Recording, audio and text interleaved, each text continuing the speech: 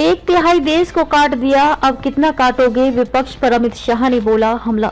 गृह मंत्री अमित शाह ने प्रधानमंत्री नरेंद्र मोदी के 10 साल के कार्यकाल को विकसित भारत की नींव रखने वाला बताया है। Indian renaissance the Modi decade पुस्तक का विमोचन करते हुए शाह ने कहा कि प्रधानमंत्री मोदी ने देश को नीतिगत पंगुता से निकालकर दुनिया में सबसे तेज गति से विकास करने वाले अर्थव्यवस्था बनाने के साथ ही विकसित भारत का पूरा रोड मैप भी तैयार कर लिया है। पुस्तक में संग्रहित कोई लेख पुस्तक में देश के कई गणमान्य व्यक्तियों के लेख संग्रहित हैं। अमित शाह ने प्रधानमंत्री मोदी के काम को देश को जोड़ने वाला बताते हुए तमिलनाडु और कर्नाटक के कुछ विपक्षी नेताओं द्वारा दक्षिण भारत को अलग करने के बयान पर आड़े हाथों लिया। आजादी के समय हुए देश के बंटवारे का हवाला देते हुए उन्होंने कहा कि एक तिहाई देश को पहले ही काट चुके हो और कब तक काटते रहोगे।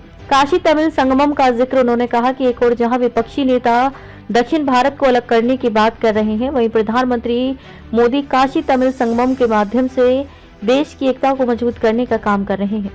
अमित शाह ने पिछले 10 वर्षों में प्रधानमंत्री मोदी द्वारा देश के सभी क्षेत्रों में किए गए बदलावों और लोगों के जीवन में लाए गए सकारात्मक परिवर्तन का हवाला देते हुए कहा कि आने वाले समय में इसे स्वर्णिम अक्षरों में लिखा जाएगा।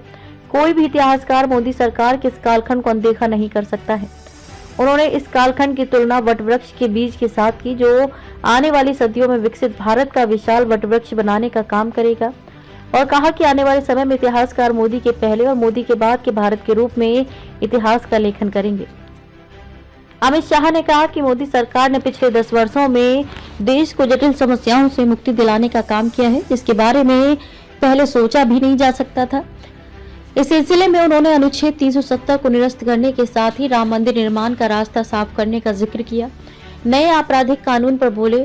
मोदी सरकार के दौरान भारत के पुनर्जागरण का दावा करते उन्होंने कहा कि इस दौरान गुलामी की निशानी से पूरी तरह से मुक्ति के लिए कई कदम उठाए गए। इनमें अंग्रेजी के बनाए आपराधिक कानूनों की जगह भारतीय आत्मा के साथ नए आपराधिक कानून बनाना भी शामिल है। अमित शाह के अनुसार प्रधानमंत्री मोदी ने 2047 तक विकसित भारत के निर्माण का पूरा रोड मैप तैयार कर रखा है।